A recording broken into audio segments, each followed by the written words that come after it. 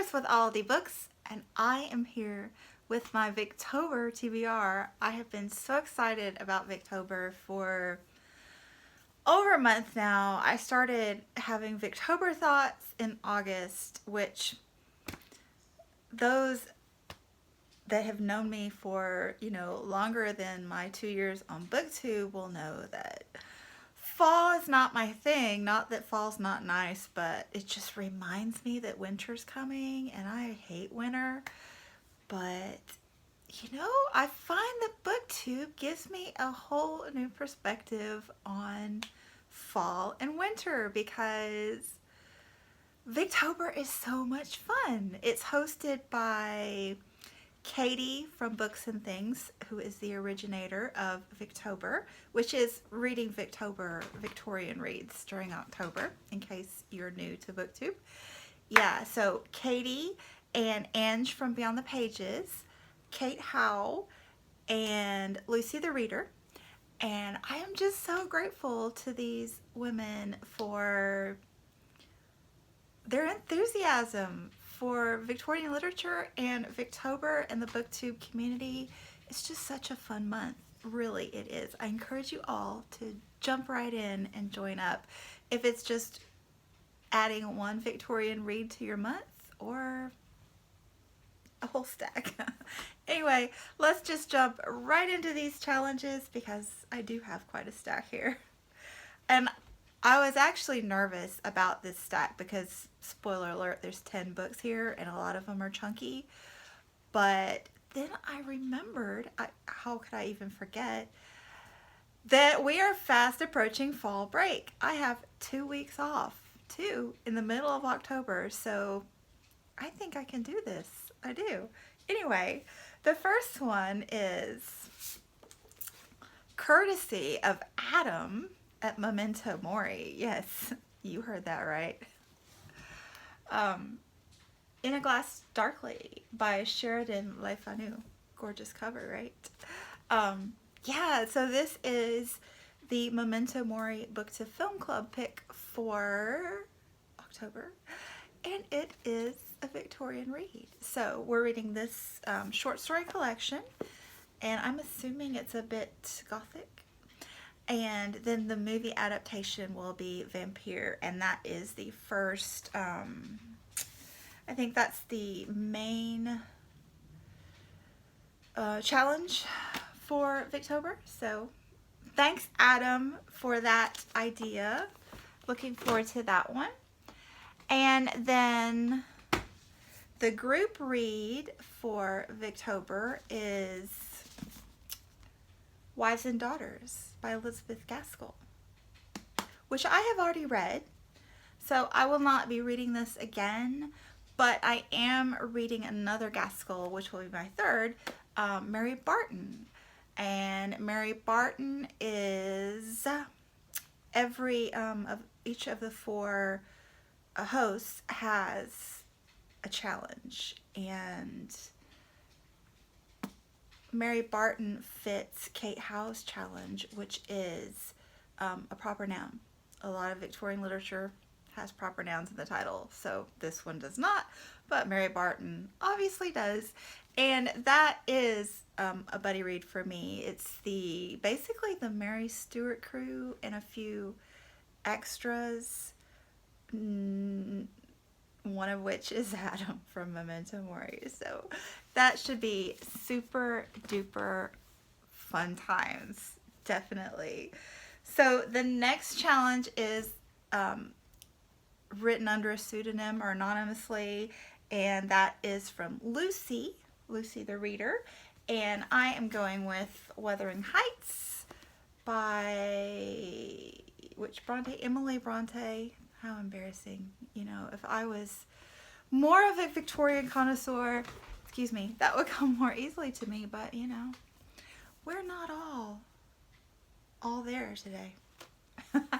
Anyway, I am reading this one with Kate Howe and my teacher friend Katie from Katie's Book Nook, and Katie is such a popular name in the BookTube crowd. It's just quite a phenomenon.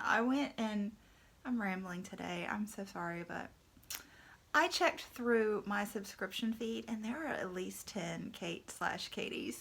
So I think that is so fun. It gives me the giggles when I do buddy reads because I'm often in buddy reads with multiple Katie's, and it's just, we always know who we're talking about, which, you know, I don't know, it's just fun. So yeah, I am like 90% sure I've already read this, so it's a reread for me, but I don't remember it because it was a teen read. So yeah, looking forward to seeing what all the hype is, because, or to remembering what it is, because this is quite the booktube darling. And then we have, Katie's. Her challenge is really neat. It's to read from the first 10 years or the last 10 years of the Victorian era, which the era is 18. See, I have to look because I'm not that well versed yet. 1837 to 1901. So the first 10 years are 1837 and 1847. And I was going to read Oliver Twist because Katie has a nice list on her Victober introduction video, which I'll link all of their videos below. She has a great list for you to look through to find these first 10 and last 10 year books. And I was going to read Oliver Twist for the first 10 years, but I don't have it. And I'm trying to read mostly books off my shelf.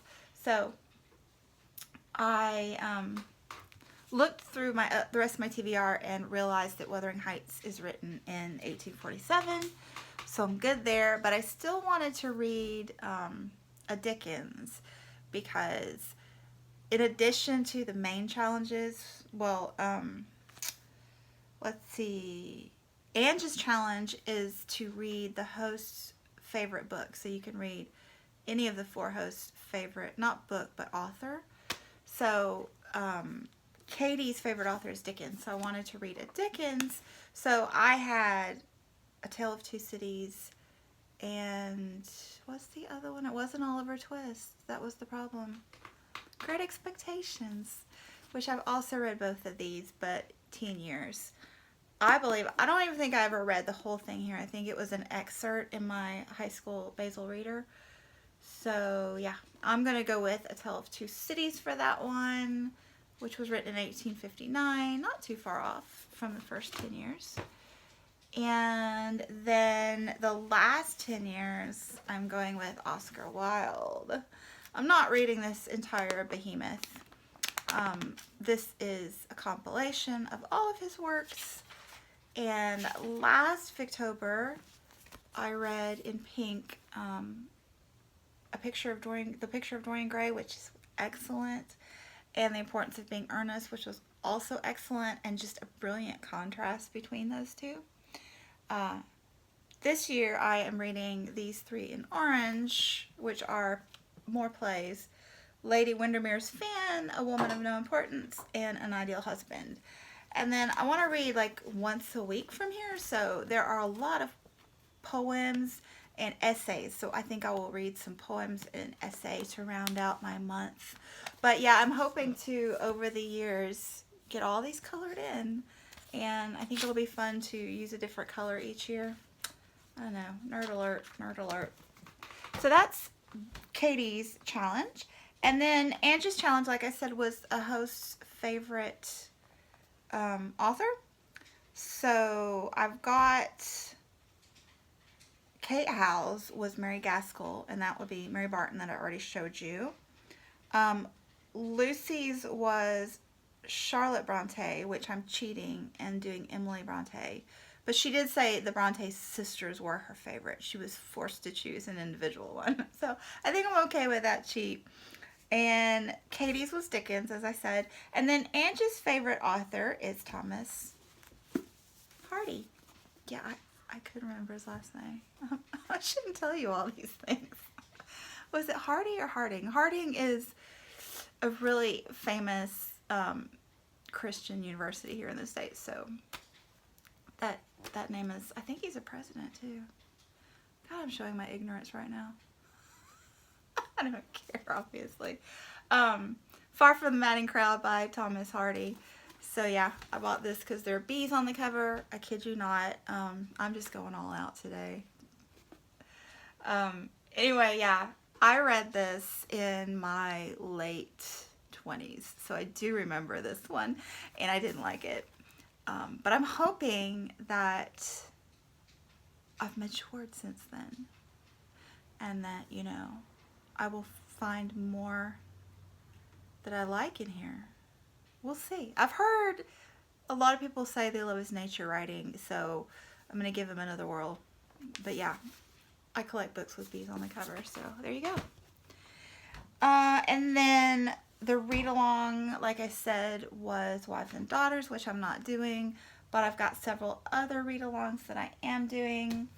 One of which is Trail of the Serpent by Mary Elizabeth Braden. And this one seems super cool. I know I haven't told you anything about any of these books, but they are so like, people just, these are so well known that, yeah. But this one I had never heard of, so I'm going to tell you about this one. This is straight up gothic, like, it looks like an introduction to the mystery / thriller genre. There's this guy, diabolical, ruthless killer. He is an orphan that became this, you know, evil man. And he is pursuing a stunning heiress. And she doesn't know. She doesn't know. But Mr. Peters, a mute detective, communicates through sign language. Does. And is pursuing him. Doesn't that sound cool? And Sarah Waters has written an intro for this. So, and I still haven't read any Sarah Waters. I must remedy that this fall. Definitely. I think November. November will be the Sarah Waters month. Anyway, so I got that one.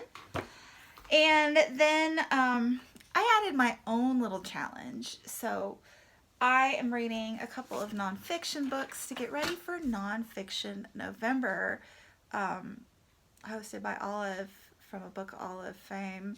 And yeah, so excited about November as well. So to get me hyped for Nonfiction November, I've added a couple of nonfiction reads. These were not written in the Victorian era, but they allude to it definitely. So the first one is Unmentionable. Yeah, that's a great cover. The Victorian Lady's Guide to Sex, Marriage, and Manners by Therese O'Neill. So I have been wanting to read this for 2 years now, ever since I first saw it on Olive's channel. So I let myself get it, and here it is, and I'm super excited to read it. And then I also had on my shelves Darwin and the Barnacle, the story of one tiny creature and history's most spectacular scientific breakthrough by Rebecca Stott. Yeah, so Darwin was also writing during the Victorian era. He discovered this barnacle species and some interesting factoids about it through studying it in 1935. And then he wrote The Origin of Species in the 50s. So there you go. See how confidently I said that? I have a scientific background, not a Victorian background.